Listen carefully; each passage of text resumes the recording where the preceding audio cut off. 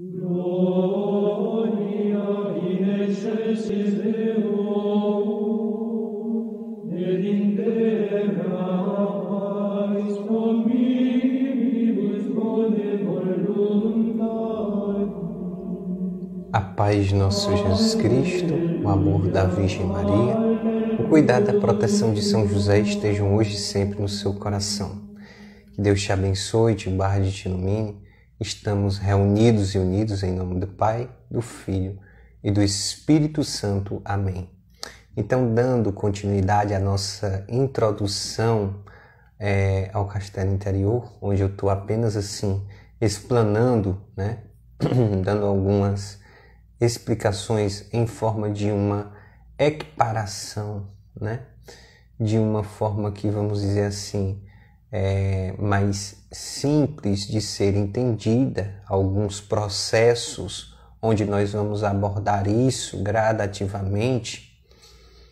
Então, nós paramos, né, na questão da sexta morada, de ser como uma alma, né, onde ela já tem passado por um processo de kenosis, ou seja, um esquecimento de si mesma ainda mais profundo, e de iniciar aqui uma união com Deus, ou seja, ela inicia um processo unitivo, onde ela passa a limpar o espelho interior, ou seja, o espelho cristalino interior que é Deus, a Santíssima Trindade, né?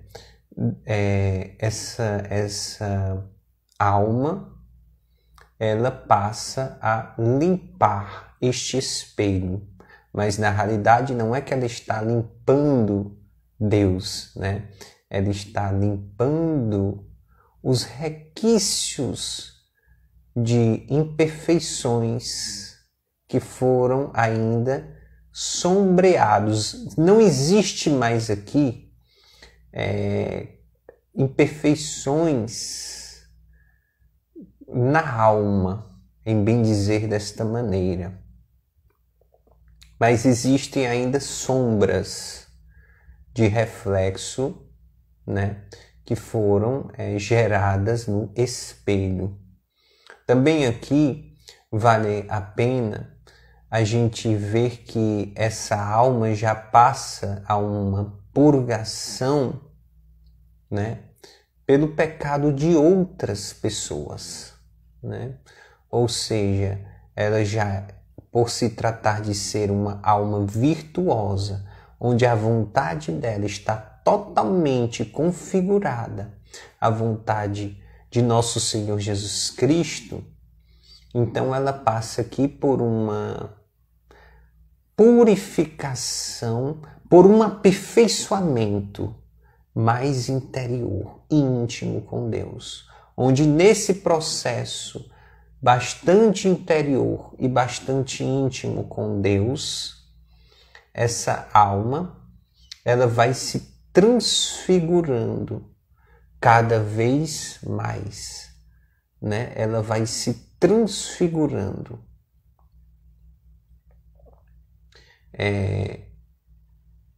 Se transformando e se transubstanciando, vamos dizer assim, com Deus, né? Com a Santíssima Trindade, ao ponto de, quando essa alma limpa, entre aspas, o espelho em todos os ângulos, ou seja, quando essa alma passa a se refletir em todos os ângulos, em toda totalidade, né?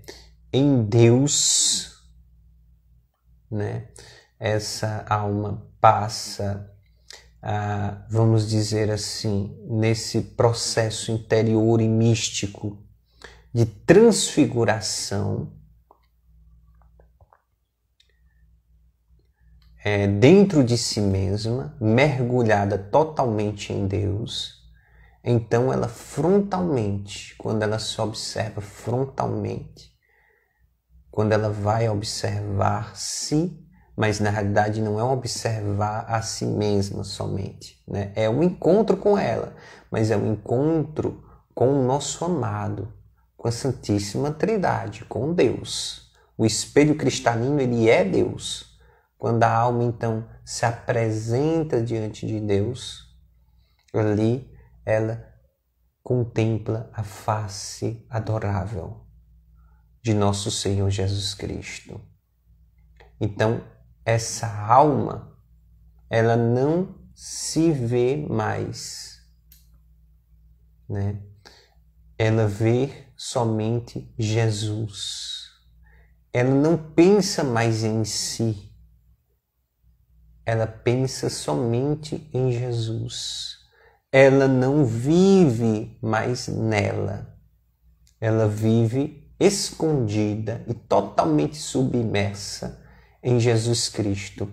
Então ela pode dizer com total nitidez e clareza: já não sou eu que vivo, é Cristo que vive em mim. Aqui sim, primeiramente por vocação, sim por eleição, mas agora também por concretização, né, da vontade de Deus. Literalmente aquela alma está não só configurada à vontade de Deus, mas agora já unida a Ele através de um processo místico, né? Através desse processo de transfiguração, a esse processo de transformação e nesse processo de transubstanciação. Essa alma passou por tantas curas interiores que ela chegou ao ponto de refletir a figura de Deus, a imagem de Deus, em sua mais bela totalidade, né? Ou seja, no amor, né? Essa alma passou por tantos processos de se expor à graça da santidade, que essa alma veio a ser transformada mentalmente, emocionalmente, sentimentalmente, em seus pensamentos, em tudo, e também no seu modo de expressar-se, no seu modo de agir, no seu modo de andar, né? No seu modo de viver. E agora eu me lembro que Santa Teresinha do Menino Jesus dizia: viver de amor é viver da tua vida, ó Senhor, ó delícia dos eleitos, ó glorioso Deus, né? Então, como diz em 1 João, capítulo 2, versículo 6, aquele que afirma permanecer em nosso Senhor Jesus Cristo deve viver como ele viveu, né? Então, literalmente aqui, a alma vive de amor, né? A alma, então, ela penetra no mistério mais secretos ali de sua natureza íntima, onde ela se permite ser amada, amar e refletir esse amor. Essa alma, ela já goza de uma liberdade interior profunda, né? E ela passeia com tranquilidade em todos os aposentos dessa sala, vamos dizer assim, né? Em todos os locais secretos que existem, ela tem acesso a todos esses locais, né? Mas especificamente o mistério central é o espelho aonde reflete nosso Senhor Jesus Cristo, né? Então, primeiro nosso Senhor vai mostrando a sua face, depois nosso Senhor aparece mostrando a sua face, mas também as suas chagas, as chagas que foram feitas em seu rosto, Nosso Senhor aparece coroado de espinhos, por exemplo. Então, contemplando a face de nosso Senhor Jesus Cristo, essa alma em seus encontros íntimos, em sua vida oracional com Deus, vai se configurando cada vez mais ao seu amado, né?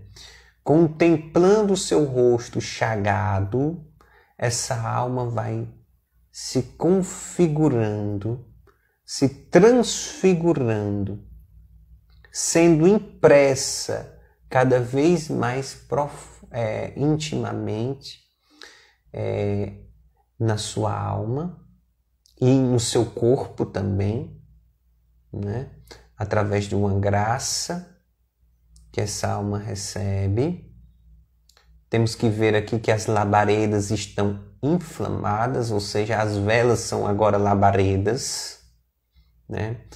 Então essa alma vai sendo cada vez mais inflamada por esse amor de Deus, né? É interessante vermos assim, por exemplo, Santa Teresinha da Sagrada Face, ela literalmente transmitia a beleza de Cristo, a beleza da face de nosso Senhor em seu rosto. Interessante vermos que Santa Rita de Cássia, contemplando o crucifixo, ela foi tocada em sua alma tão profundamente, tão intimamente, que lhe foi concedido, né? Lhe foi impresso aquela, vamos dizer assim, chaga, aquele espinho em sua fronte, né? Assim também Santa Teresa d'Ávila, ela vai falar dessas experiências místicas profundas de sexta morada, onde algumas são tão fortes que mais um pouco e a alma chegava a falecer. E onde os frutos que levam, né, dessa oração íntima com Deus é um abandono em Deus tão profundo que a alma fica às vezes dias totalmente desligada das coisas do mundo. Por isso que é um processo contemplativo, né? Então, gradativamente essa alma vai se encontrando com o amado, com o rosto de nosso Senhor Jesus Cristo. Aqui eu dou ênfase à segunda pessoa da Santíssima Trindade, porque a própria Santa Teresa d'Ávila também dá ênfase, porque só se conhece a face do Pai aquele que viu a face do Filho. É um mistério, né? Então, aqui é uma grande intimidade que a alma ganha diretamente com a pessoa de nosso Senhor Jesus Cristo. Não só intimidade, mas aqui já unidade. A alma vai passando por esse processo místico, pela via unitiva. Nas sextas e sétimas moradas se inicia o processo unitivo, onde nosso Senhor Jesus Cristo, ele um dia no espelho, ele aparece com o corpo inteiro, de corpo inteiro, e nosso Senhor, ele com seu manto glorioso, ele se despe, ele se revela inteiramente para aquela alma. Quando nosso Senhor faz isso, ele então revela todas as suas dores. Ele se dá em totalidade, mas claro, na justa medida, porque algumas almas bebem mais profundamente desse cálice e outras, digamos assim, menos. Tudo é conforme a vontade do Altíssimo. né? Entra-se aqui em mistério, mas ele se dá completamente, né? E nesse se dar, a alma, então, passa a observar e a tocar as chagas de Jesus. E ao tocar a chaga de Jesus, ela vai cada vez mais se unindo com Jesus. Chega-se aqui ao ponto onde essa alma é revestida pelo manto glorioso de nosso Senhor Jesus Cristo. Evidentemente que para essa alma ser revestida pelo manto, digamos assim, de seu noivo, né? A alma precisa passar novamente por outro desnudamento. É um desnudamento mais íntimo e mais profundo, onde a alma passa por um processo que os místicos chamam de noite escura da alma.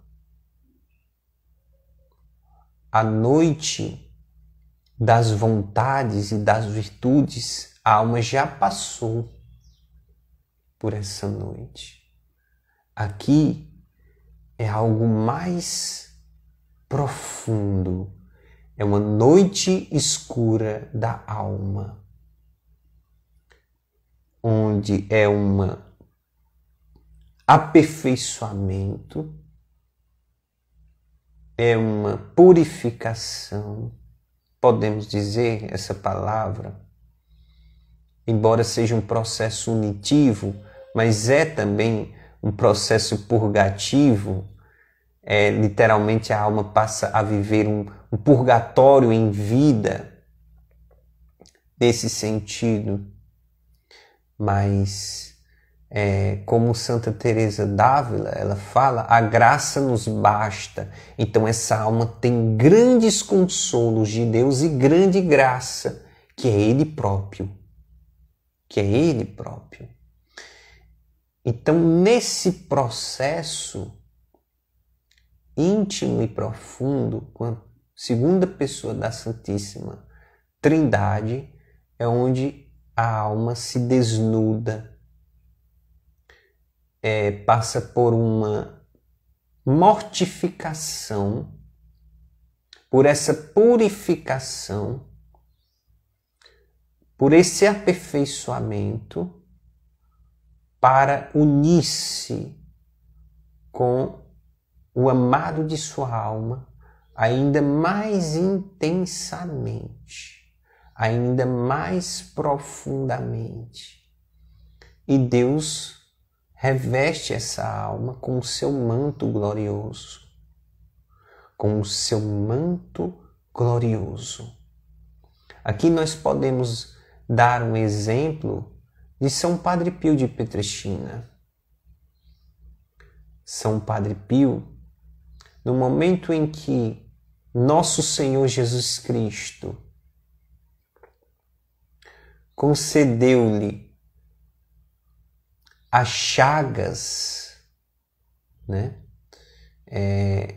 de Cristo, ele já tinha se tornado sacerdote, mas naquele processo, antigamente, o sacerdote ele ia utilizando a graça do sacerdócio gradativamente, né? Então, ele até no filme bem relata isso, né? Que ele vai batizar a criança, né? Todo aquele tempo ali que ele gradativamente foi utilizando, né? E recebendo a autoridade para poder exercer o seu sacerdócio plenamente. Então, naquele processo ali, que ele recebe as chagas de Cristo, né? É uma dor profunda que Padre Pio passou. É um purgatório profundo aquilo que ele passou. E nós temos que ver que Padre Pio não tinha nem pecados veniais. Só existiam aí imperfeições. Mas ainda assim, Deus queria purgá-lo, queria purificá-lo para se unir plenamente com ele.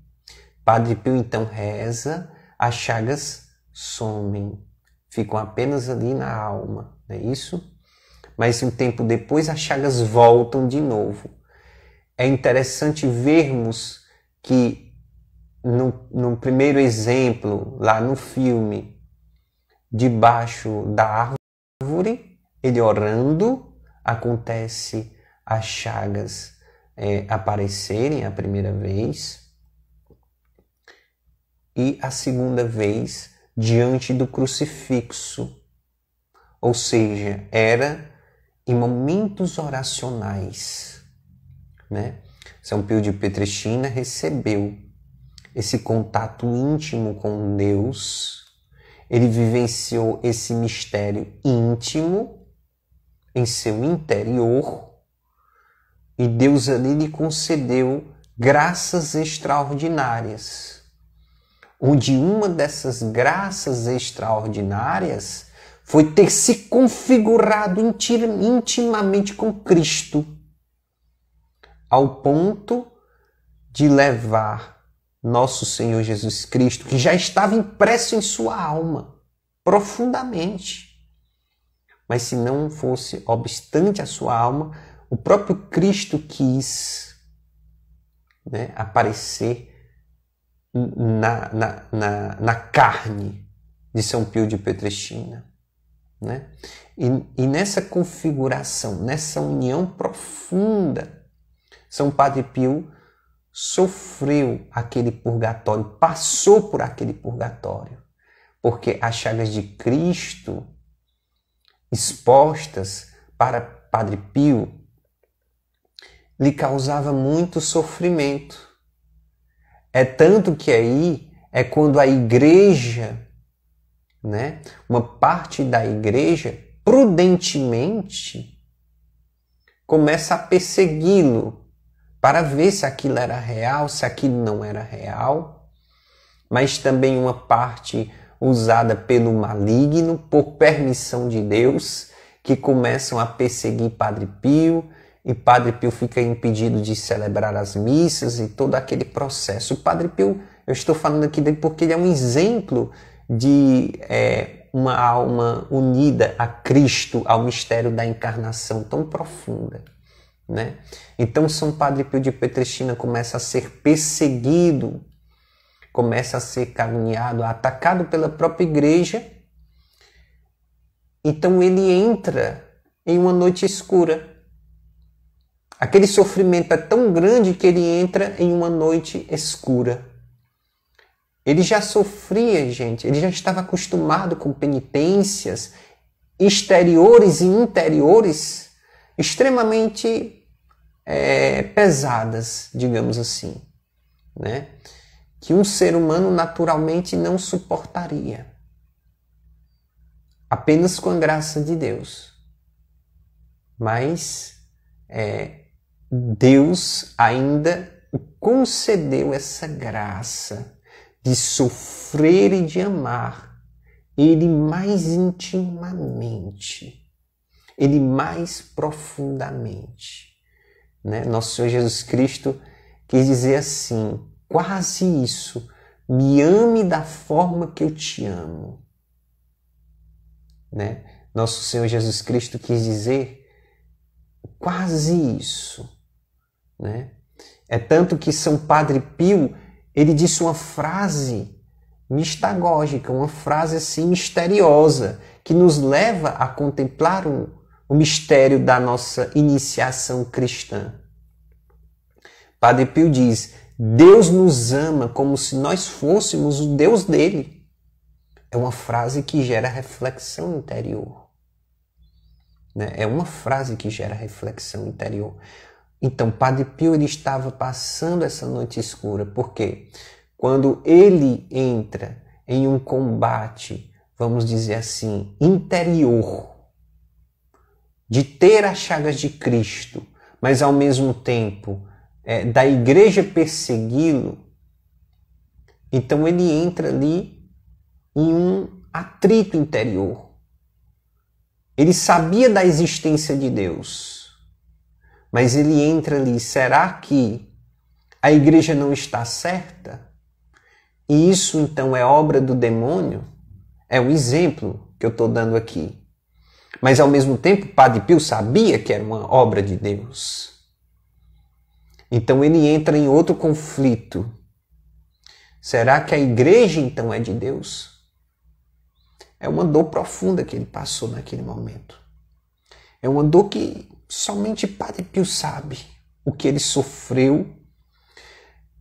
E celebrando as missas com tanto amor, com tanto zelo, e de repente ficar impedido de celebrar as missas.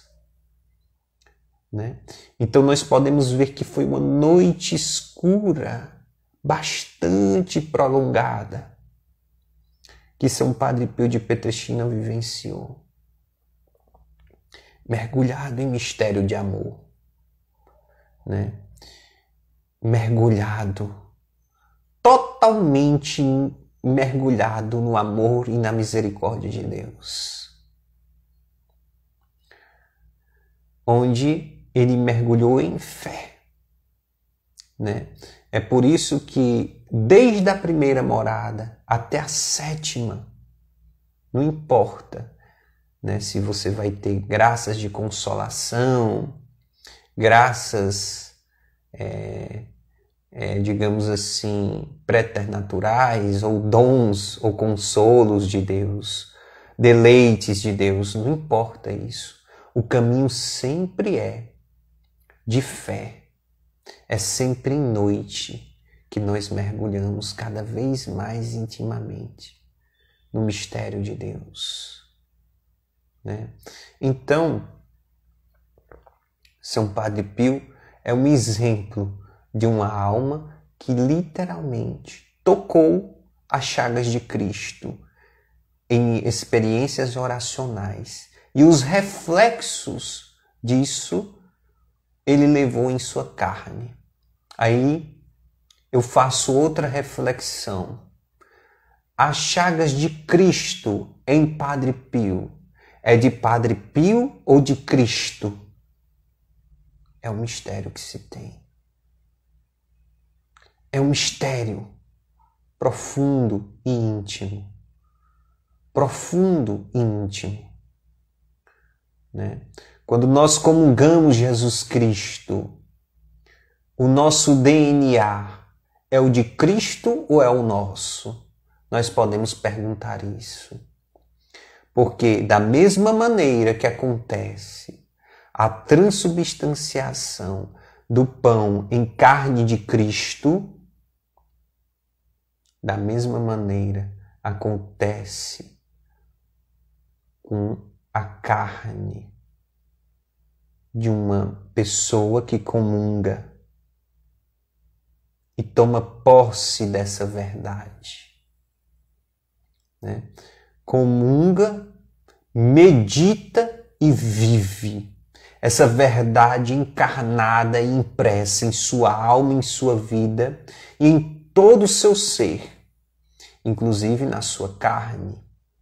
É por isso que após de falecidos, os grandes santos da igreja, a carne deles, né?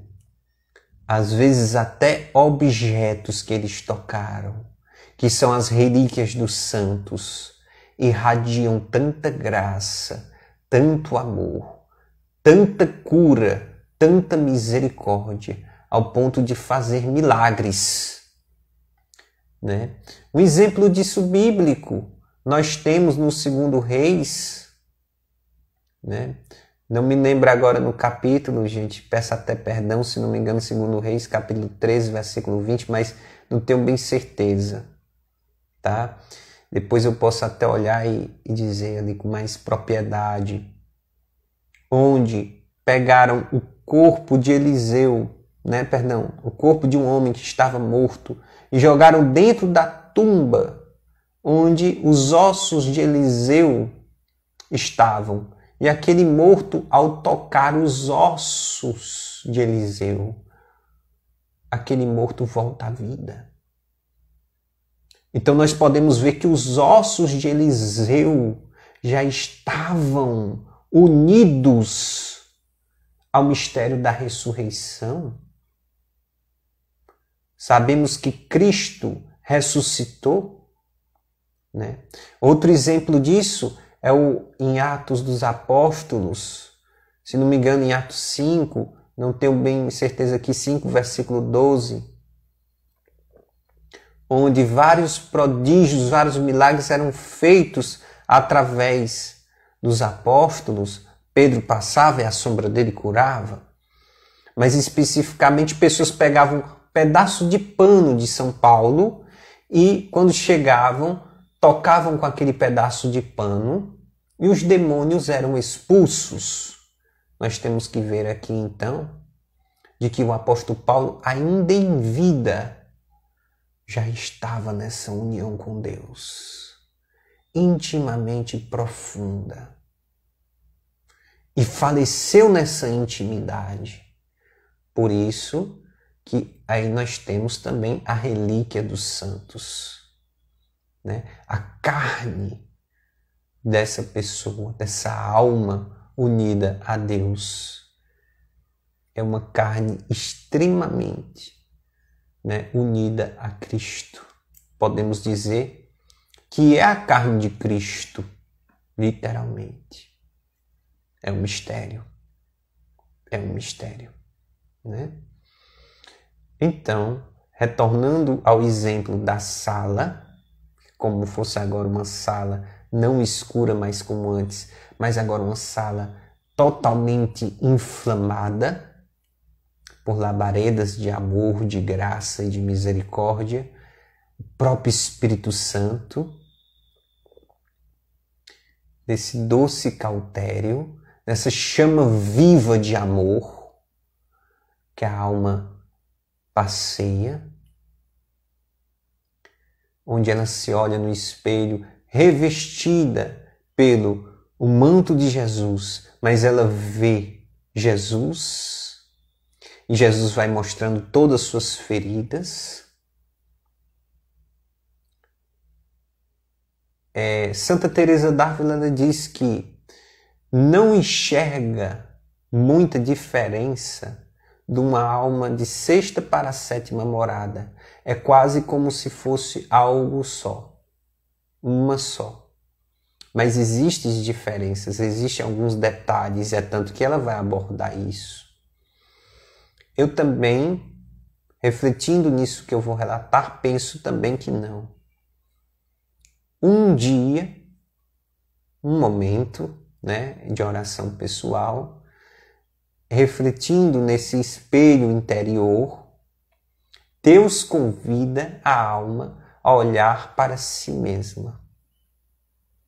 Ou seja, não é um processo de primeira morada, né, ou de segunda, onde a alma ainda está presa em si. Não. Aqui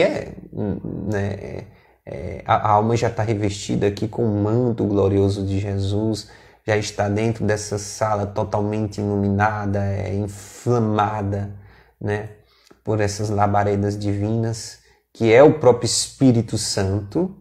Então, se antes o Espírito Santo inflamava a alma com aquele toque de graça como um convite, agora ele já inflama essa alma, né, totalmente.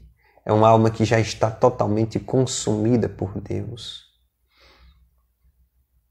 Então, a alma, convidada pelo próprio Jesus Cristo, ela olha a si, ela volta o seu olhar a si. Então, quando ela olha para si, ela aí percebe, ela vê Jesus. Ou seja, ela não vê somente Jesus refletida no espelho, mas agora quando ela volta o olhar a si, né, ela vê que é Jesus Cristo. É um mistério aqui que eu estou dizendo, né? Não sei nem como é que eu relato isso, né? Um exemplo seria basicamente se os sacerdotes meditassem naquele momento que eles dizem: isto é meu corpo, né? Que é dado por vós, pronto, ali. Ali seria assim, exteriormente, para nós entendermos, é aquilo que a alma vivencia interior. É um observar a si nesse mergulho íntimo, onde ela é chamada a viver essa união que ela já recebeu lá no batismo, mas agora com uma totalidade plena. Né? Uma totalidade plena. Né? Então, ela se percebe ser Jesus. Aqui, já não... como é que eu vou explicar? Aqui, para vocês poderem entender, é uma alma que ela, para ela própria, na visão dela,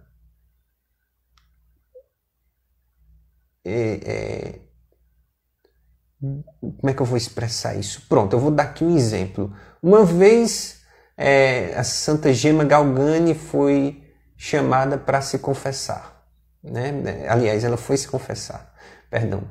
E aí, no momento em que ela se sentou lá, foi confessar-se com o padre, não sei nem se ela estava de joelho ou se estava sentada, estou dizendo aqui tudo, perdão. Um dia a Santa Gema foi confessar-se. E nesse momento sagrado, ela ia contar os pecados dela, mas no lugar disso ela estava falando de Jesus. Jesus é maravilhoso, Jesus isso, Jesus aquilo outro, Jesus. Então o padre disse a ela: olha, a sua penitência vai ser a seguinte: você vai passar 1 minuto sem pensar em Jesus. Quando Santa Gema Galgani, quando ela, por obediência, o padre pediu, né? Fique aí 1 minuto sem pensar em Jesus.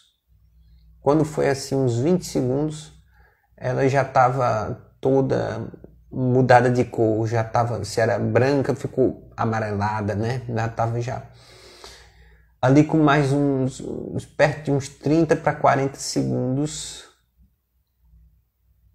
os lábios já estavam roxos, literalmente já estava morrendo. Nosso Senhor Jesus Cristo, perdão. O padre disse assim: pode pensar em Jesus novamente. Automaticamente ela voltou de novo a si, voltou.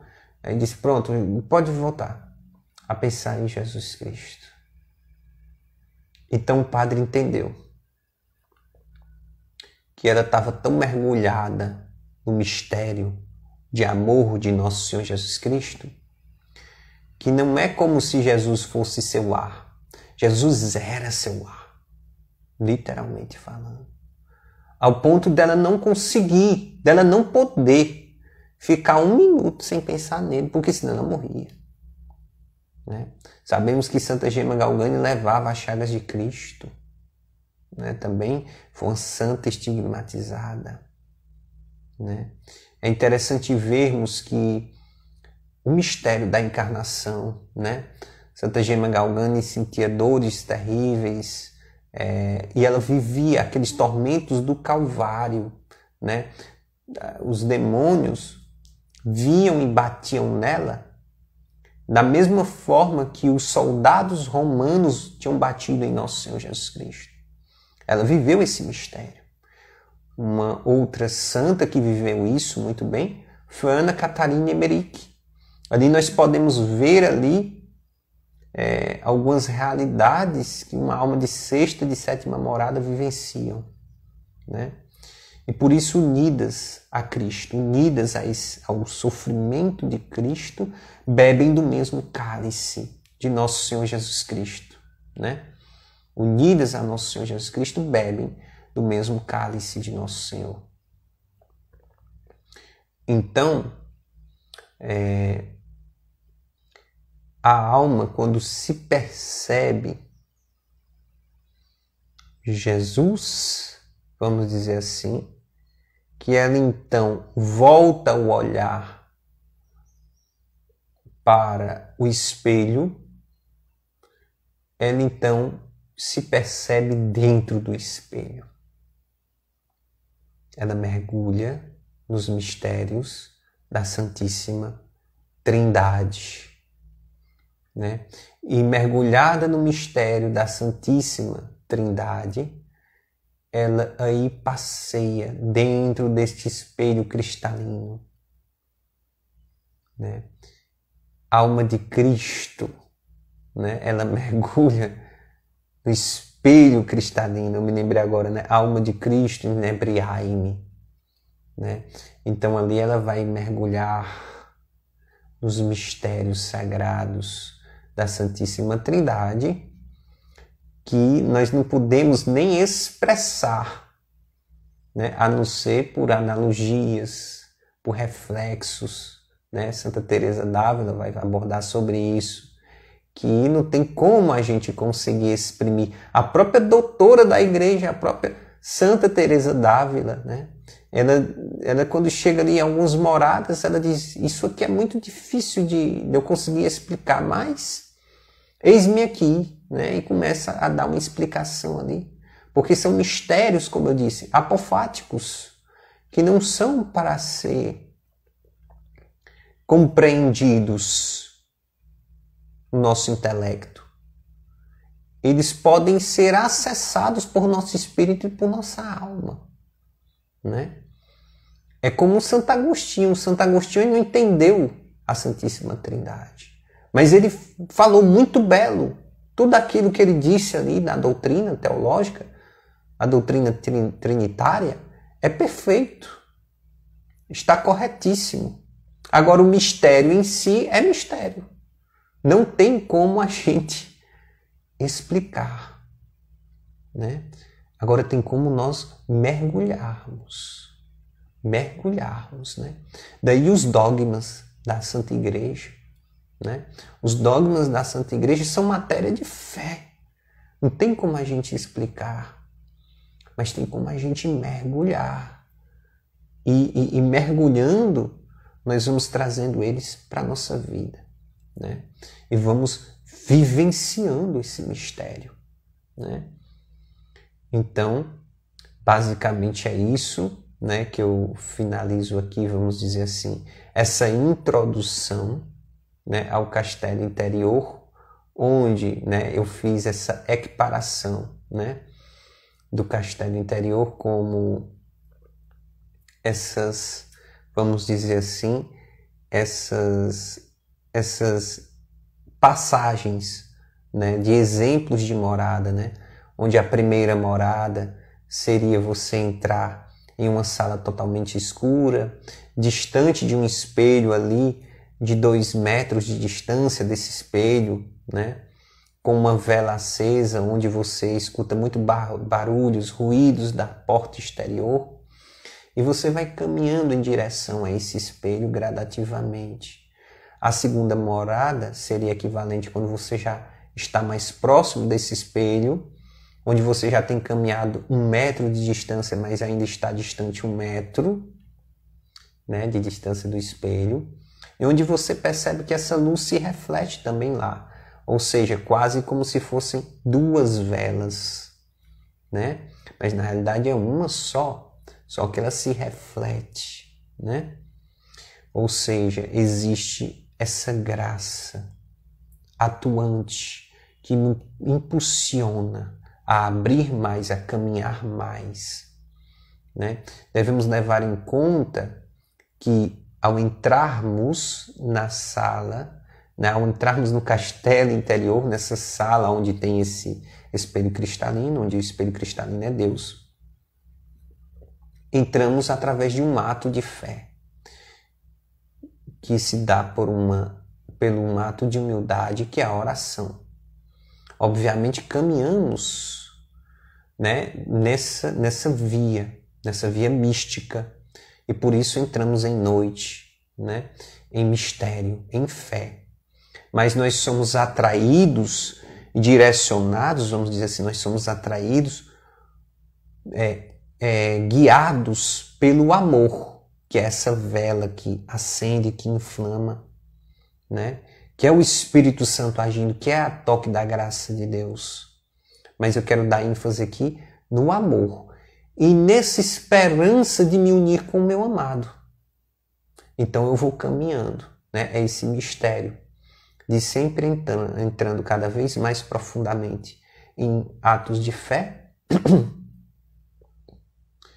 sendo guiado pelo amor, com a esperança de me unir com o meu amado. Assim vamos vivenciando essas 3 virtudes teologais, né? E a terceira morada do castelo interior seria equivalente quando eu então estou próximo do espelho, que eu acendo os candelabros.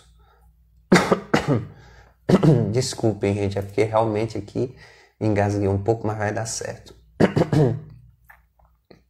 Eu me aproximo diante do espelho, acendo os candelabros, essa seria a terceira morada, onde eu consigo me ver com nitidez, onde eu enxergo as minhas misérias mais profundas, mas eu preciso, para progredir, me desprender dessas misérias, passar por esse desnudamento interior diante de Deus,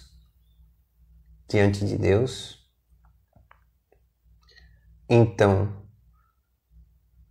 me revestir das vestes que eu, vamos dizer assim, que eu acesso ali, naquele momento, né? Dos apetrechos, que seriam que o aflorescimento das virtudes que há em mim. Seria a quarta morada do castelo interior. É quando começa uma vida virtuosa, quando começa a adentrar o caminho do bom, do belo e do harmonioso. As quintas moradas do castelo interior é quando eu me desnudo, inclusive, das minhas virtudes, para ser revestido pelas virtudes de Deus, ou seja, eu passo por um processo de kenosis mais profunda do que aquela kenosis que me fez renunciar às coisas do mundo, porque agora é uma kenosis,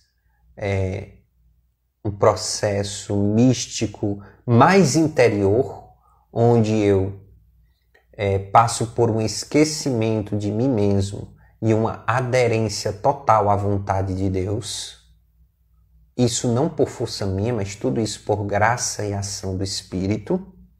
É onde sou revestido por uma veste gloriosa, vamos dizer assim, uma veste mais resplandecente que a anterior. Os apetrechos também, colar, brinco e maquiagem, assim vai no exemplo que nós demos, né? As sextas moradas do castelo interior seriam equivalentes quando já nessa beleza, já nesse resplendor, já nessa doçura em que a alma contempla a Deus,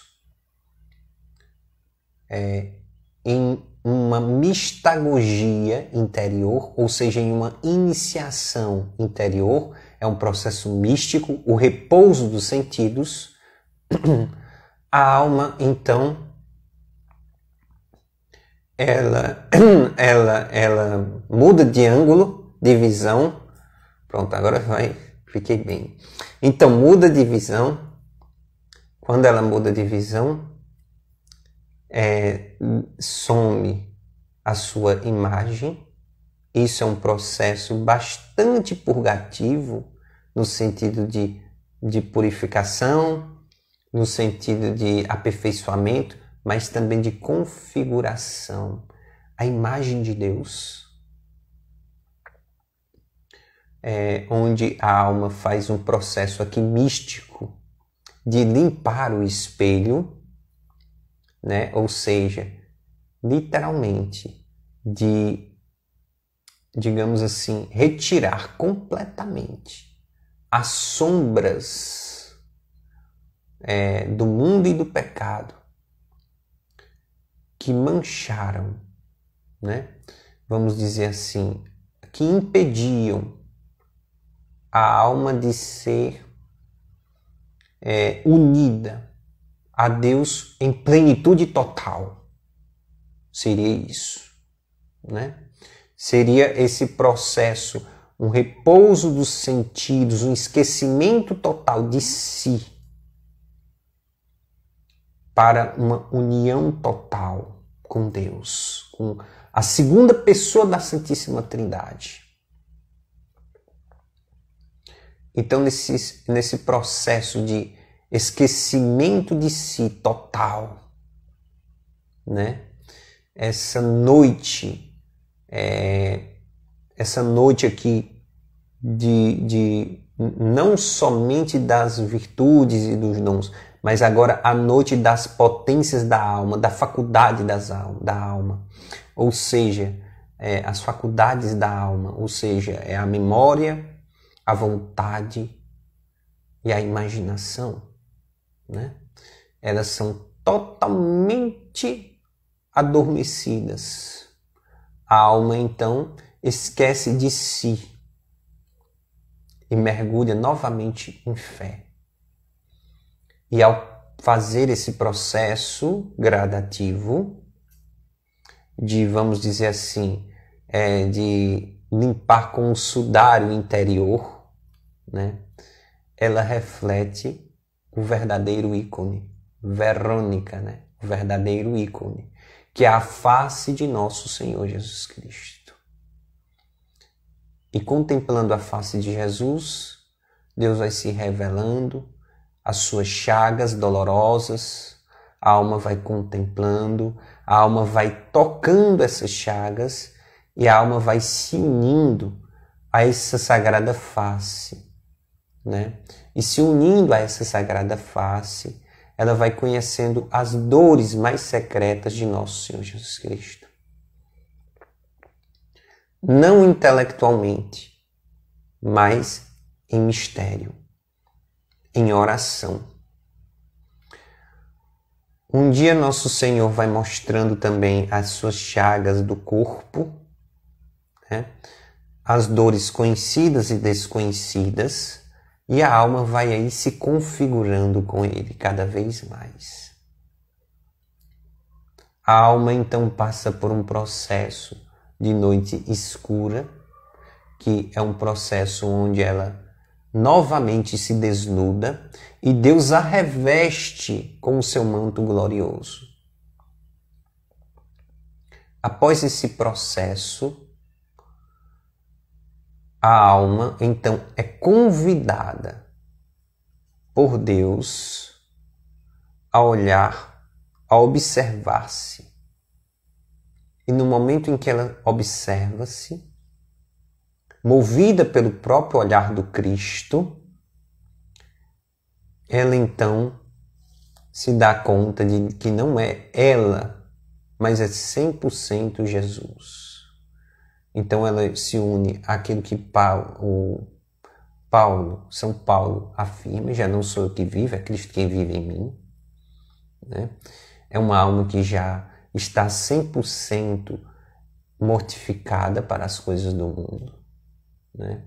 Não existe mais nada a ser mortificado no sentido de se desligar das coisas do mundo ou de algum reflexo do mundo, né? Ou seja, nem exteriormente e nem interiormente. É como uma pobreza total, uma pobreza exterior e uma pobreza interior, onde essa alma está em liberdade total, né?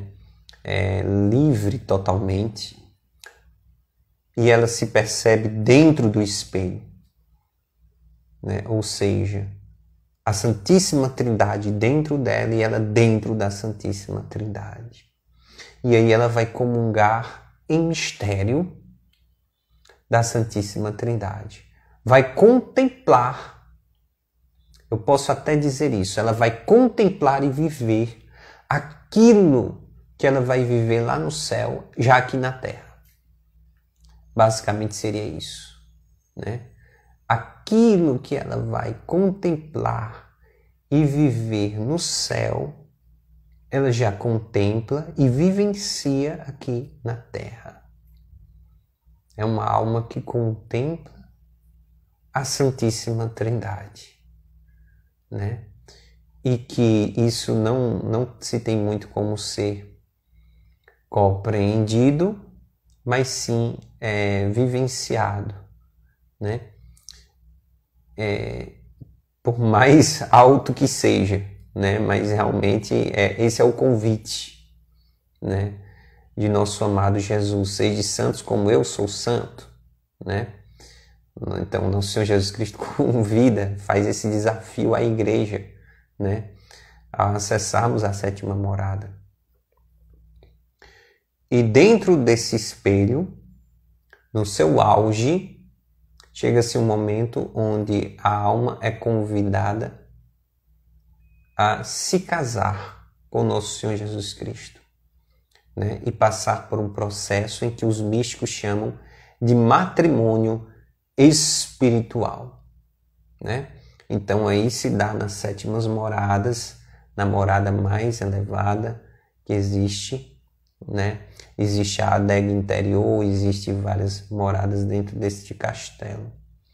Então, é nas sétimas moradas que alcança o auge, que é o matrimônio espiritual. Então, basicamente é isso, né? Espero que vocês tenham acessado um pouco sobre o castelo interior através dessa formação que eu repassei para vocês. Não se preocupem, não se assustem se vocês não tiverem entendido alguma coisa, porque nós vamos gradualmente, né? Inclusive lendo o livro de Santa Teresa d'Ávila, abordar esse assunto calmamente, né? E a passo, tá bom? Então, basicamente é isso. Fique na paz de nosso Senhor Jesus Cristo, no amor da Virgem Maria, no cuidado e na proteção de São José. Que Deus te abençoe, te guarde e te ilumine. A nossa próxima formação, nós vamos ver também como o nosso anjo da guarda pode nos ajudar nessa caminhada, né? Até as sétimas moradas do castelo interior, tá bom? Que no mais é isso, que Deus abençoe, guarde e ilumine, paz e bem a todos. Deus abençoe.